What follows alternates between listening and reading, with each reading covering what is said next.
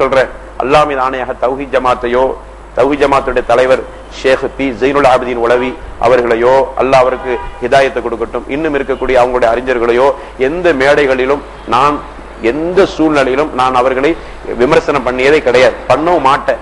எங்கேயாவது பண்ண சொன்னாலும் கூட அவர்களோடு நான் சண்டைக்கு இன்னைக்கு இப்படி கொடுத்திருக்காரா, நேர அந்த ஐயாவுக்கு போன போட்டு, ஐயாவா என்ன அண்ணனுக்கு போன போட்டு எனக்கு இந்த ஃபத்வா விஷயத்துல சரியான ஒரு ஃபத்வாவை தாங்கன்னு சொல்லி அந்த தக்லீத் ஜமாத்துல தௌஹீத் ஜமாத்துல நீங்க சொல்றேன், அல்லாஹ் மீது ஆணையாக தௌஹீத் ஜமாத்தையோ தௌஹீத் ஜமாத்துடைய தலைவர் ஷேக் பி ஜைனுல் ஆபிதீன் உலவி அவர்களையோ அல்லாஹ் அவருக்கு ஹிதாயத்தை கொடுக்கட்டும், இன்னும் இருக்கக்கூடிய அவங்களுடைய அறிஞர்களையோ எந்த மேடைகளிலும் நான் எந்த சூழ்நிலையிலும் நான் அவர்களை விமர்சனம் பண்ணியதே கிடையாது, பண்ணவும் மாட்டேன்.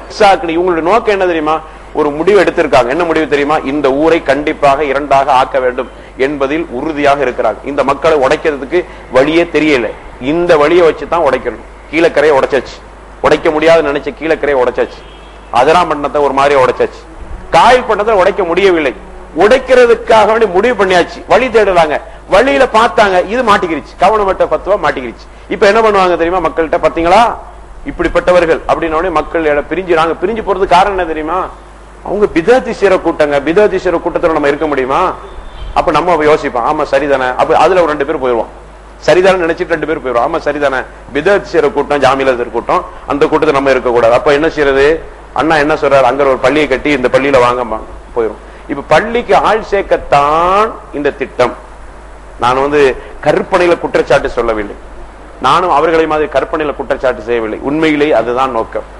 இல்லன்னா இந்த மசாயில இவ்வளவு பெருசா ஆக்க வேண்டியது. மசாயில் விஷயம் சொல்றேன், அல்லாஹ் மீது ஆணையாக தௌஹீத் ஜமாத்தையோ தௌஹீத் ஜமாத்துடைய தலைவர் ஷேக் பி ஜைனுல் ஆபிதீன் உலவி அவர்களையோ அல்லாஹ் அவருக்கு ஹிதாயத்தை கொடுக்கட்டும், இன்னும் இருக்கக்கூடிய அவங்களுடைய அறிஞர்களையோ எந்த மேடைகளிலும் நான் எந்த சூழ்நிலையிலும் நான் அவர்களை விமர்சனம் பண்ணியதே கிடையாது, பண்ணவும் மாட்டேன். எங்கேயாவது பண்ண சொன்னாலும் கூட அவர்களோடு நான் சண்டைக்கு இன்னைக்கு நான் கேட்கிறேன், உங்களோடு இருந்தவர் ஏன் பண்படாமல் இருக்கிறார்? உங்களோட இருக்கிறார், 18 வருஷம் இருக்கிறார், 19 வருஷம் இருக்கிறார், வெளியே வரும்போது அயோக்கியங்கிறீங்க. உங்களோடு சேர்ந்தவர் உண்மையிலே என்ன செய்யும், பூவோடு சேர்ந்த நாரும், தமிழ்ல கூட பழமொழி சொல்லுவாங்க, பூவோடு சேர்ந்த நாரும் மணக்கும். உங்களோடு இருக்கிறவர் வெளியே வரும்போது எப்படி வருவாருன்னா, எங்க ஜமாத்து கட்டுப்பட இல்லை அதனால வெளியாக்கிட்டோம் அப்படின்னு தான் வரணுமே தவிர என்ன வரக்கூடாது, தொழுகை இல்லாதவர், அப்புறம் வேற என்னது, பொம்பளையில விஷயம், திருடிட்டாரு, காசு திருடிட்டாரு. சொல்றேன், அல்லாஹ் மீது ஆணையாக தௌஹீத் ஜமாத்தையோ தௌஹீத் ஜமாத்துடைய தலைவர் ஷேக் பி ஜைனுல் ஆபிதீன் உலவி அவர்களையோ அல்லாஹ் அவருக்கு ஹிதாயத்தை கொடுக்கட்டும், இன்னும் இருக்கக்கூடிய அவங்களுடைய அறிஞர்களையோ எந்த மேடைகளிலும் நான் எந்த சூழ்நிலையிலும் நான் அவர்களை விமர்சனம் பண்ணியதே கிடையாது, பண்ணவும் மாட்டேன்.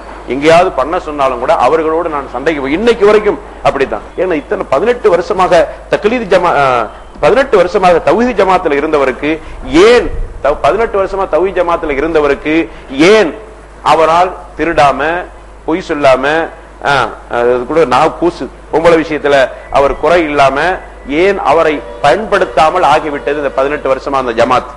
இந்த ஜமாத் நம்ம எப்படிங்க சொர்க்கத்துக்கு கூட்டிட்டு போவோம்? அங்க இருக்கிற வரைக்கும் தான் அங்க பண்பாடா இருப்பா சொல்லிக்கிறாங்க. வெளியே வந்த உடனே அடுத்து குற்றச்சாட்டு வருதா இல்லையான்னு பாருங்க. கடையனூர்ல வந்த மாதிரி, திருச்சியில உடைத்த மாதிரி சீடி போட்டு எவ்வளவு பெரிய ஒரு சீரழிவு இந்த சமுதாயத்துல.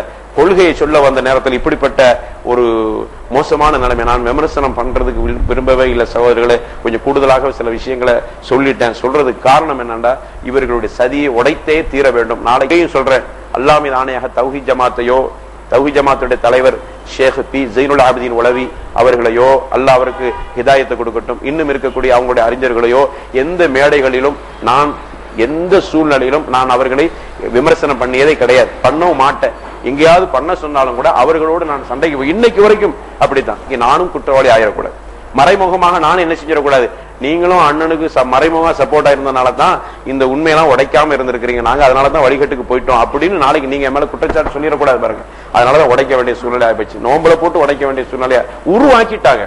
எனவே அன்பானவர்களே, கீழே இதுல உடைச்சிட்டாங்க, திருச்சியில உடைச்சு நாரிக்கிட்டு கிடக்குது, கடையனூர்ல நாறுது, அடிப்படி தகராறு வந்தாலும் வருமா அந்த பெருநாள் தொழுகை திடல்ல. இந்த மாதிரி ஒரு சூழ்நிலை நம்ம ஊர்ல வரதுக்கு விரும்புறீங்களா? இதுதான் நம்ம கேட்க. கடையனூர்ல ஏற்பட்ட சீரழிவு காயல்பட்டத்தை வர்றதுக்கு விரும்புறீங்களா? தௌஹீத் என்கிற பேரா? காயல்பட்டம் ஒண்ணும் சுத்தம் இல்ல.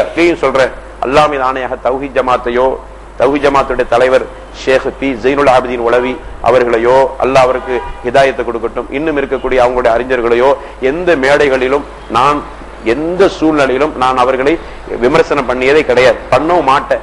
எங்கேயாவது பண்ண சொன்னாலும் கூட அவர்களோடு நான் சண்டைக்கு இன்னைக்கு வரைக்கும் அப்படித்தான். காதிரியா ஷாதுலியான்லாம் வந்திருக்குது. தௌஹீத் என்கிற பேரால் வர விரும்புறீங்களா? ஹக்கான கொள்கையின் பேரால் வர விரும்புறீங்களா? இதுதான் நம்ம பெண்கள்கிட்ட கேட்கும். கடைநூல்ல வந்துருச்சு, கேட்டு பாருங்க. சிடி வந்துருச்சு. ஒவ்வொரு ஊர்ல வந்துகிட்டே இருக்குது, வரிசை அங்கங்க வந்துகிட்டே இருக்குது. அதே மாதிரி ஒரு நிலைமை நம்ம ஊருக்கு வரக்கூடாது. கண்டிப்பாக இந்த மாதிரி நீங்க உருவாக்குனீங்கன்னா கண்டிப்பா வரும். இப்படி வந்து அசிங்கப்பட்டு சீரழிந்து அந்த பள்ளி எனக்கு சொந்தம் உனக்கு சொந்தம் சொல்றோம். 2 ஜமாத் நடக்கும். முபாரக் பள்ளியில் நடந்து வந்தீங்களா? 2 ஜமாத், அங்க ஒரு ஜமாத், இங்க ஒரு ஜமாத். அந்த சீடியில் ஆகிட்டு இருக்குது. ஒரு ஜமாத் நடந்துகிட்டு இருக்குதுங்க. ஒருத்தர் அங்க உட்கார்ந்துட்டு இருக்கிற. இன்னைக்கு அவங்க இங்க வேற பக்கம் வந்தாச்சு. உட்கார்ந்து ஜமாத் நடக்கும்போது சும்மா உட்கார்ந்துகிட்டு இடையூறு, அவருக்கு சுஜூது செய்ய விடாம இடையூறாக இருந்த சீடியில் ஆகிட்ட இருக்கு. அதுக்கு பிறகு என்ன பண்ண, இவங்க 2வது ஜமாத் நடத்துறாங்க. இப்படியான சீரழிவுகள் நம்ம ஊர்ல வர விரும்புறீங்களா? இதான் நம்ம கேட்கிறோம்.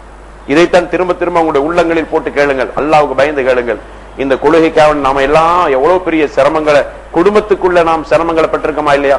குடும்பத்துல நெருக்கடி பெற்றிருக்கோமா இல்லையா? அந்த கொள்கையை நிலைநிறுத்துறதுக்காக இந்த கொள்கை விஷயத்தில் இவ்வளவு பிடிப்பாக இருந்து நாளைக்கு நமது ஊர்ல இந்த ஜமாத் 2ஆ போய் இவர்களுடைய அந்த அவங்களுடைய புத்தி திடீர்னு அவரு திருடிட்டாரு, இவர் பொம்பளோட போயிட்டாரு, இவர் காசு அடிச்சுட்டாருன்னு சொல்லி வரும்போது 2ஆக உடையும் பொழுது நம்முடைய தௌஹீதுடைய நிலைமை என்ன? இப்படி ஒரு நிலைமையை காயல் பட்டம் ஒரு காலமும் சந்திக்க கூடாது அப்படிங்கிற ஒரு எண்ணத்துலதான் இதையெல்லாம் நான் போட்டு உங்களுக்கு மத்தியில உடைச்சிருக்கிறேன். இவருடைய நோக்கம் எல்லாம் ஃபத்வா விமர்சனம் பண்ற நோக்கம் எல்லாம் இல்ல. இவருடைய நோக்கம் எல்லாம் முக்கியமான நோக்கம் நம்ம ஜமாத்துல இருந்து உங்களை எல்லாம் பிரிச்சுட்டு போறதுக்கு வழி தேடி அந்த வழியைத்தான் உடைச்சிருக்கிறாங்க. இதையும் சொல்றேன், அல்லாஹ் மீது ஆணையாக தௌஹீத் ஜமாத்தையோ தௌஹீத் ஜமாத்துடைய தலைவர் ஷேக் பி ஜெயினுல் ஆபிதீன் உலவி அவர்களையோ அல்லாஹ் அவருக்கு ஹிதாயத்தை கொடுக்கட்டும், இன்னும் இருக்கக்கூடிய அவங்களுடைய அறிஞர்களையோ எந்த மேடைகளிலும் நான் எந்த சூழ்நிலையிலும் நான் அவர்களை விமர்சனம் பண்ணியதே கிடையாது, பண்ணவும் மாட்டேன். எங்கேயாவது பண்ண சொன்னாலும் கூட அவர்களோடு நான் சண்டைக்கு இன்னைக்கு வரைக்கும் அப்படித்தான்.